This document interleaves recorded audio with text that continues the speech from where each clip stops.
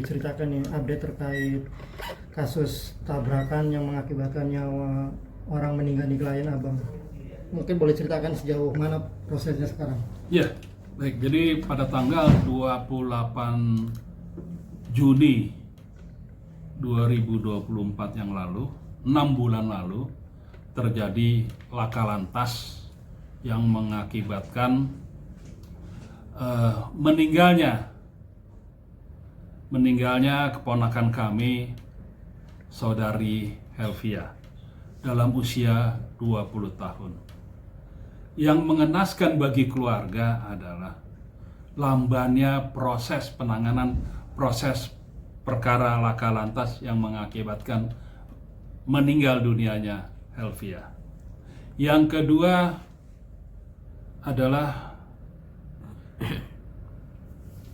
tidak ditolongnya korban meninggal dunia oleh pelaku, terkesan membiarkan korban terkapar di jalan raya sehingga kehabisan darah, akhirnya ditolong oleh warga sekitar, dibawa ke rumah sakit dan meninggal dunia. Ini yang saya miris ya, karena ini juga tertutup, tidak ada satupun media yang berani memberitakan berita ini.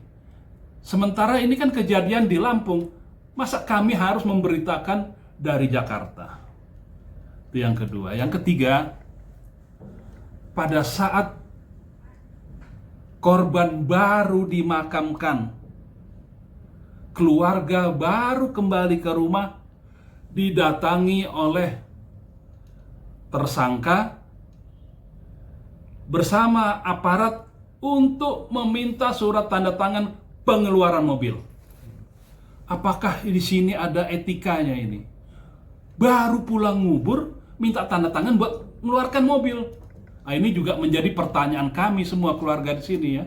Kenapa kok bisa seperti itu gitu loh? Hati nuraninya di mana? Baru nabrak, baru dikubur, kok minta tanda tangan orang tua untuk mengeluarkan BB-nya, mobilnya itu, gitu.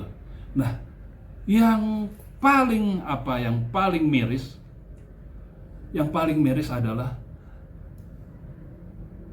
tersangka atau sekarang menjadi terdakwa di dalam persidangan yang masih berjalan tidak pernah ditahan sejak dari penyidikan di kepolisian, sejak naik P21 ke kejaksaan hingga kini di pengadilan, tidak pernah ditahan sekalipun. Ya, ini ada apa ini? Gitu loh. Ini harus diusut tuntas, ada apa? Kenapa menghilangkan nyawa orang tidak ditahan sama sekali? Nah, ini tentunya keluarga sangat kecewa. Siapapun yang mengalami kejadian ini tentunya akan marah, tentunya akan kecewa. Ini harus kita suarakan supaya peradilan ini harus terang benderang. Dan satu hal yang patut kami duga ya, di garis bawah patut kami duga, ini gelarnya dokter atau apa? Namanya juga siapa, identitasnya? Ini kami duga nih ada penggelapan identitas. Namanya hanya LN saja, ya. Profesi katanya dokter, tapi gelarnya Dokter SHMH. Nah, ini mana yang benar nih? Coba majelis hakim yang memeriksa perkara Helvia ini, tabrak lari penggunaan tabrak yang mengakibatkan meninggal dunia Helvia ini, mohon diperiksa kembali identitas dari terdakwa. Karena dunia sekarang lebih mudah mencari seseorang, ya.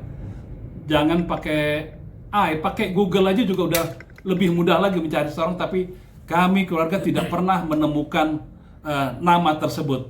Jadi patut kami duga ini ada penyelewengan identitas. Harapan kami adalah agar majelis hakim yang memeriksa perkara tabrak sehingga korban meninggal dunia dengan terdakwa LN agar mencari fakta-fakta persidangan yang sebenarnya. Dan juga untuk jaksa penuntut umum dari Kejaksaan Negeri Metro juga harus tetap mempertahankan apa yang sudah di BAP oleh para saksi-saksi. Kita harus bersiteguh, jangan berpengaruh apapun. Kalau enggak, kita kejar terus sampai mana.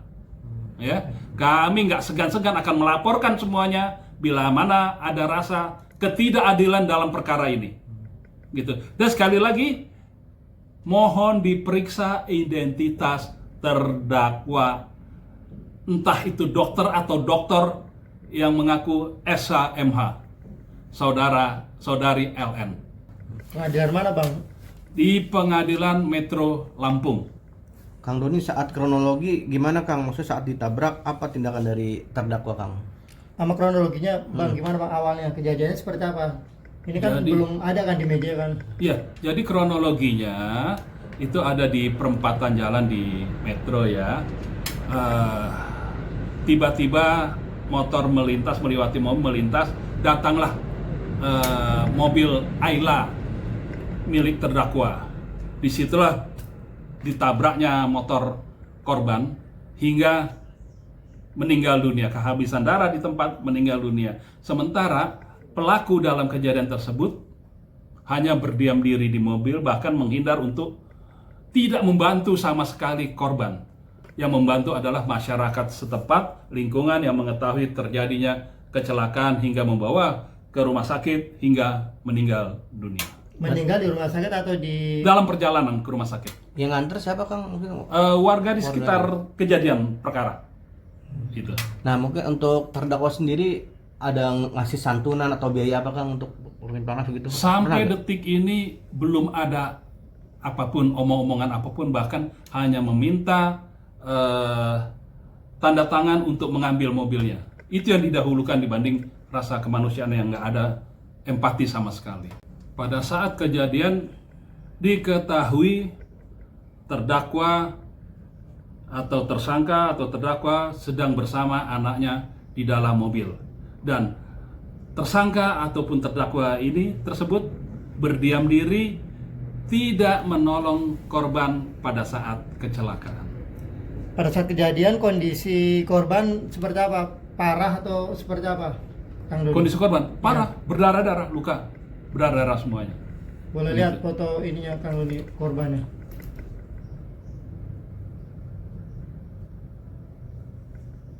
Nah, ini korbannya, Helvia, usia 20 Naik kan? 20 tahun, Apa profesinya? Profesi. pelajar, Oh, mahasiswa. masih sangat muda. Nah, Mahasiswa di mana Kang Doni? Di Lampung. gitu. Di Lampung. Kang berarti dari pelaku nggak ada indikasi mabuk saat kejadian Kang? Tidak, nggak ada ya. Sehat ya. Sangat clear. Untuk saksi seperti apa tuh Kang? Kan banyak orang itu bisa dijadikan saksi guys saat persidangan. Ya, saksi di lapangan tentunya mereka yang diperiksa sesuai dengan fakta persidangan, fakta di lapangan, fakta kejadian, maupun diperiksa di kepolisian, ya sesuai apa yang disampaikan. Tetapi saya juga agak khawatir di dalam persidangan mereka mulai ketakutan apakah ada intervensi atau bagaimana. Ya kami juga nggak tahu. Yang pasti saksi-saksi pada ketakutan untuk memberikan kesaksiannya, begitu. Ada bukti CCTV gitu nggak ada Kang ya? Nah, kita sudah ada, sebenarnya ada CCTV, cuma kita kesulitan untuk mendapatkan CCTV. Ini kita ada terakhir nih. Nah, sebenarnya di tempat kejadian di tiang listrik ada ini CCTV. Nah, ini kami kesulitan untuk minta ini, kesulitan. Gitu, belum dapat sampai hari ini. Mungkin hari ini juga udah hilang menurut saya. Kejadiannya jam berapa Kang Doni? Siang Siang, atau? siang, Oh, siang. Sore kali ya? Ya, menjelang sore. Kang Doni, apa sih tuntutan dari keluarga korban sendiri? Ya, pada tuntutan pelaku? ya pasti harus sesuai hukuman yang berlaku, seadil-adilnya gitu ya. Dan tentunya juga jangan seenak-enaknya. Jangan sampai mereka punya kemampuan secara finansial terus bisa seenak-enaknya dengan hukum. Nah, ini yang nggak boleh terjadi. Makanya kami minta jaksa penuntut umum dan majelis hakim yang memeriksa perkara ini harus lebih fokus, harus menggali lebih dalam para saksi-saksi, akan bisa melihat apakah diintervensi atau tidak, apakah dipaksa dalam BAP apa tidak, kan di persidangan nanti bisa kelihatan begitu. Oke, Kang Doni, ini kan boleh dibilang sangat lama karena kejadian 28 Juni 2024. Nah, sekarang sudah memasuki Desember dan masih proses persidangan, dan terdakwa atau diduga pelaku belum juga ditahan. Menurut undang-undang seperti apa kasus ini? Apakah mewajibkan untuk ditahan atau seperti apa, Kang Doni? Iya, kan dalam undang-undang jelas, dalam KUHP itu jelas.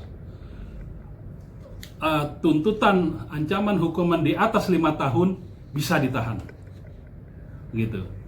Apalagi ini kan menghilangkan nyawa orang lain. Masa enak bebas dengan enak-enaknya? Ini kan menjadi presiden buruk buat jadi jurisprudensi nantinya, ini bahaya ini kan begitu. Tapi hasil medis atau visum akibat kematian dari kecelakaan atau seperti apa? Ya, jelas terhadap benturan kecelakaan ditabrak. Gitu, karena memang kehilangan darah di tempat, habis kehilangan darah. Gitu. Yang sampai saat ini keluarga masih ada intimidasi atau gimana, Kang? Ya, keluarga sih sekarang sudah, kebetulan bapaknya sekarang menjadi stroke akibat kejadian ini. Ibunya juga sekarang kan ya udah, ya namanya di kampung ya sedih terus. Apalagi kalau kita cerita soal ini pasti nangis terus. Sekarang bapaknya juga nggak bisa apa-apa karena kondisinya stroke.